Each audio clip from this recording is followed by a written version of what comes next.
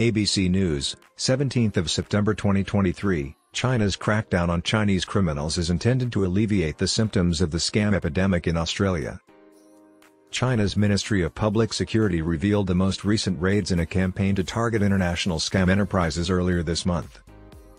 The cyber fraud gangs in northern Myanmar were knocked down by Chinese police and local law enforcement in one fell swoop on September 3, according to a ministry statement. According to reports, they dismantled 11 fraudulent enterprises. They detained 269 people who had made at least 120 million yuan, $25 million, through financial investments and other schemes, such as posing as customer support representatives for online retailers. A few days later, northern Myanmar's United Wa State Army returned 1,200 more Chinese nationals allegedly involved in internet scams. According to the ministry, similar raids to those that occurred in Myanmar have occurred in Laos, Thailand, and even as far afield as Indonesia in recent weeks. Profoundly repulsed by the public, why is China exerting such effort to terminate these operations? Australians are not the only people who have recently experienced a rise in scams. The Chinese people are becoming increasingly concerned about these contact centers, as many of the employees are Chinese nationals who are enticed with the promise of lawful employment only to be detained against their will. Those who have managed to get out of the scam centers report having been beaten, threatened, or subjected to torture. In a report published this month, the Office of the UN High Commissioner for Human Rights discovered that 100,000 people in Cambodia and 120,000 people in Myanmar may be held in situations where they are forced to carry out online scams. The Cambodian government rejected the report's conclusions. The problem was brought to light in the recently released Chinese blockbuster movie No More Bets, which tells the story of a model and a Chinese programmer who were compelled to work in an unidentified Southeast Asian nation's online gambling and fraud boiler room. Deeply disgusted by the general public was how the ministry described the conduct of the Chinese criminal networks operating the scams. Scam operations are becoming more widespread and sophisticated. According to International Crisis Group Senior Advisor on Myanmar Richard Horsey, fraud operations in the area had indeed kicked off during the pandemic. Chinese migrant workers were left stranded in foreign countries and in need of employment due to the lockdowns and border closures, which also drove criminal networks, many of which were involved in casinos, to search for other means of income. Even though scam Chinese call centers are currently active throughout Southeast Asia, he claimed that they are primarily found in nations with poor governments, such as Laos, Cambodia, and notably Myanmar, a country torn apart by civil strife and home to substantial pockets of lawlessness ruled by rebel groups. According to Mr. Horsey, the con artists were recruiting people from as far afield as South America and Europe, not simply Chinese speakers. He said, "There are many different languages, and there are many different professional skills. They employ script writers and computer programmers to create call center manuals. It's quite well done. Indeed, they are aiming their attacks at individuals worldwide." Mr. Horsey stated that Beijing was taking the problem seriously and that the current raids resulted from actions China started many months ago. But only time will tell if they would make a difference.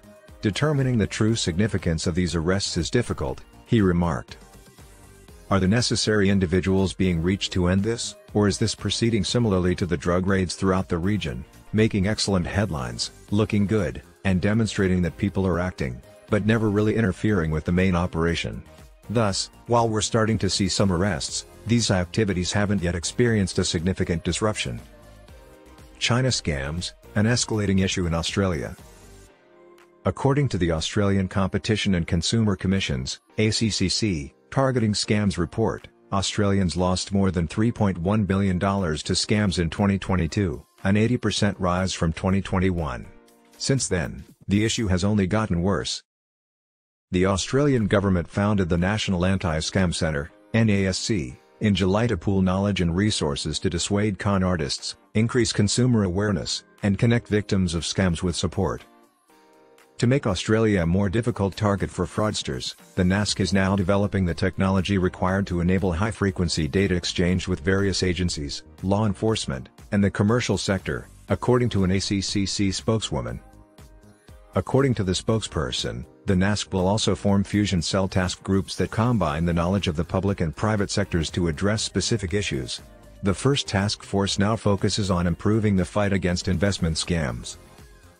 According to a representative for the organization, the Australia Federal Police, AFP, is a part of the NASC Executive Advisory Board. The AFP stated, to make Australia a hostile environment for cybercriminals, the AFP continues to engage with international partner agencies, including Southeast Asian countries where required. According to the spokeswoman, the AFP interacted with foreign partners via several channels, including Interpol, Europol, and the Five Eyes law enforcement group, and had stationed extra cyber liaison officers with essential partners. Will China's crackdown impact Australia? The CEO of cybercrime consulting firm CyberTrace, Dan Halpin, expressed optimism that continued enforcement abroad will help lower the number of con artists preying on Australians. Mr. Halpin stated that although nations like China are strengthening their efforts to combat cyber scams and getting assistance from neighbours like Myanmar, this does not indicate that scams that prey on Australians will end soon. These are large-scale, highly advanced activities. If arrests keep happening, we predict the perceived dangers of running fraud operations in Asia will become more significant than the rewards. Tax season frauds. According to the auto, tax-related scams have nearly doubled this year compared to last. Here are some things to be cautious of. Overlaid on a picture of a person using a laptop are text bubbles that show popular text scams. Mr. Horsey speculated that crackdowns are taking place in Southeast Asia. He said it might be disrupted by scam activity aimed towards Australia and was unclear how long these operations would take to move or adapt, likening attempts to shut them down to playing whack-a-mole. It is yet to be determined if these crackdowns will have a long-lasting effect, he stated. More than only criminal justice measures are needed for it. In regions like Myanmar, Laos, and Cambodia, which have severe, protracted governance issues, it necessitates addressing corruption and bad governance, which are extremely difficult to manage. Addition to enclaves independent of any state, as is the case with Myanmar. Thus, state building and long-term political development present a complex problem that will not be readily resolved. Mr. Halpin emphasized the importance of understanding that many people pulling off these frauds were also victims. He claimed that many people are tricked into participating in these activities against their will by being led to other nations searching for employment. Seeing both the victims of scams and those compelled to work in the scam sector is crucial. The combination of local politics, economic difficulties exacerbated by the COVID-19 pandemic, and crafty scammers makes handling this issue difficult. China and other nations must collaborate more closely to find a strategic solution.